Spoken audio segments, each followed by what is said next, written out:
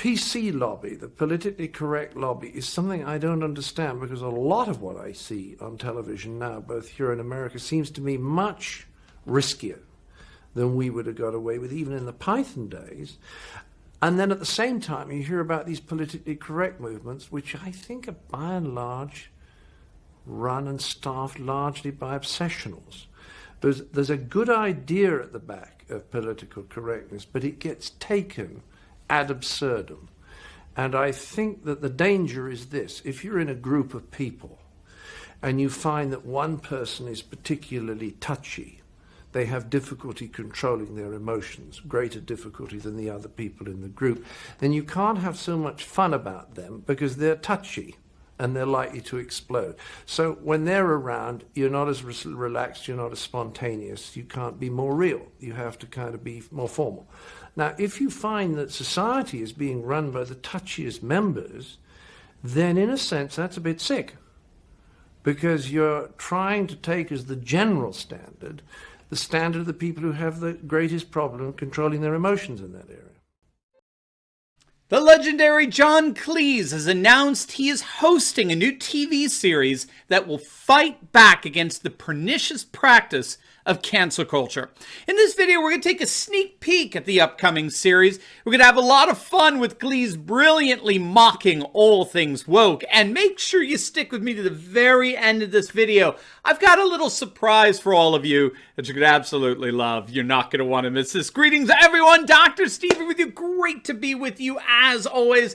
I am your daily fake news antidote. As each and every day, I provide patriotic analysis to help you to think better so you can feel better in these crazy and turbulent times. If you haven't already done so, you know what to do. Make sure to smack that bell and subscribe. But before we begin, let's give a huge shout out to the sponsor of this video, and that is BioTrust and their awesome immune system supporting product, Ageless Body. Ageless Body combines 5 of the world's best immune supporting powerhouses to boost your immune system like nothing else. And best of all, if you click on the link below today, you can get Ageless Body at their lowest price ever, 51% off, plus free US shipping to boot. So don't wait, click on that link below, or go to agewithsteveturley.com. All right, gang, let's dive right in here. Let's have a little fun, okay?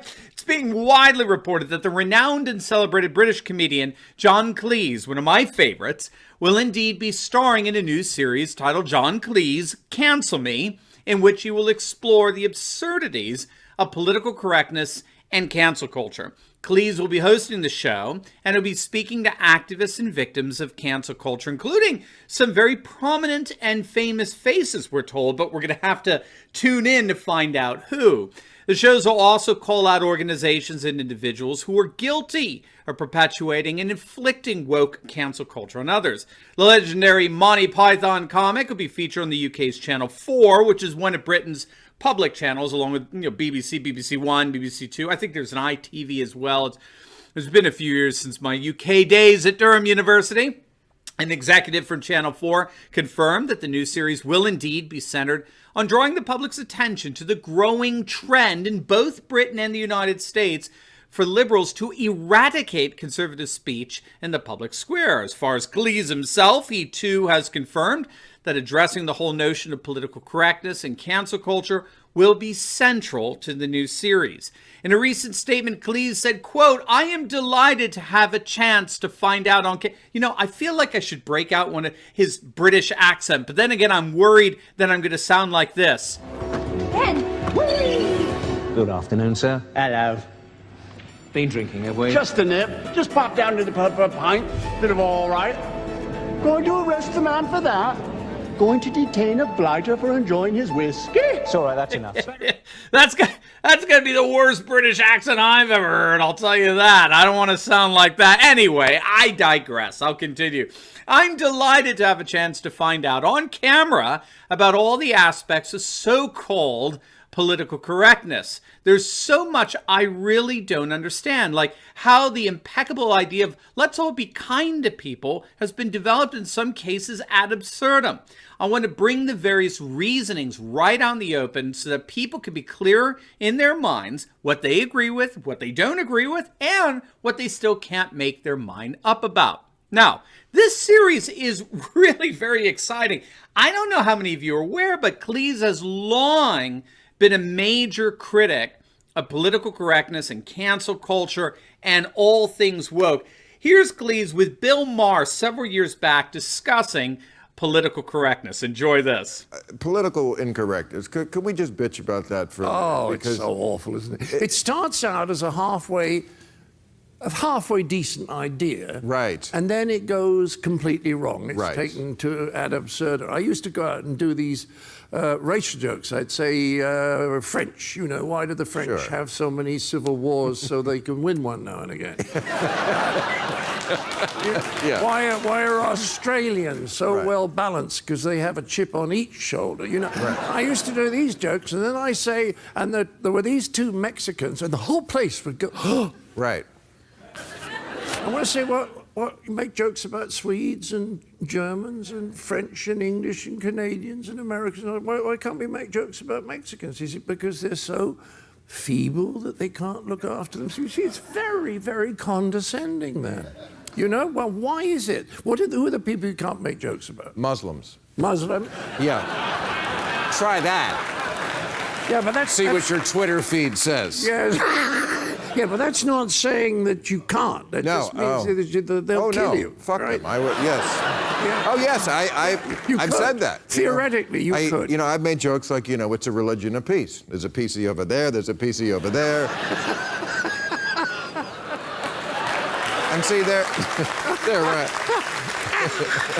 they're pretending to laugh now, but you can tell their first instinct was, oh, no, you didn't, Oh dear, But, I think it's terribly important. But the problem is, if you make jokes about people Yes. who are going to kill you, there is a sort of a tendency to hold back a little, isn't there? Yeah. Just a little. But I That's- think... That's great stuff, but it's all par for the course for Cleese, who's just so smart, so incredibly witty. For years now, Cleese has condemned the propensity of political correctness to stifle creativity. In a recent interview with Channel 4, he said, quote, PC stuff started out as a good idea, which is let's not be mean to people. And I'm in favor of that, despite my age.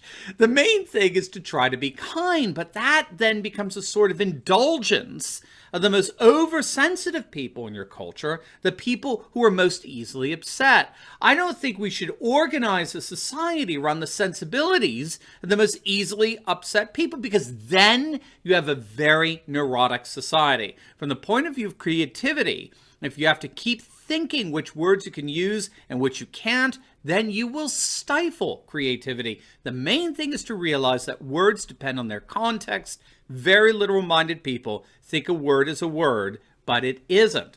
In another interview, Cleese said that cancel culture ends up taking the fun out of life, and it stifles the profound social and cultural critiques that are embedded in humor. Here's Cleese developing this profound insight in a spot he did for Big Think a couple of years back. Check it out. If people can't control their own emotions, then they have to start trying to control other people's behavior. And when you're around super sensitive people, you cannot relax and be spontaneous because you've no idea what's going to upset them next. And that's why I've been warned recently, don't go to most university campuses, because the political correctness has been taken from being a good idea, which is let's not be mean, particularly to people who are not able to look after themselves very well. That's a good idea, to the point where any kind of criticism of any individual or group can be labeled cruel. And the whole point about humor, the whole point about comedy, and believe you me, I've thought about this, is that all comedy is critical. Even if you make a very inclusive joke, like, how'd you make God laugh, answer, tell him your plans. Now, that's about the human condition. It's not excluding anyone. It's saying we all have all these plans which probably won't come, and isn't it funny how we still believe they're going to happen? So that's a very inclusive joke. It's still critical. All humor is critical. And if you start saying, oh, we mustn't criticize or offend them, then humor's gone. With humor goes a sense of proportion. And then as far as I'm concerned, you're living in 1984. I mean, John Cleese is absolutely spot on here, and his critique is part of this massive and continuously growing backlash against all things politically correct. We have to remember that political correctness has its origins in cultural Marxism, specifically in Herbert Marcuse's notion of repressive tolerance.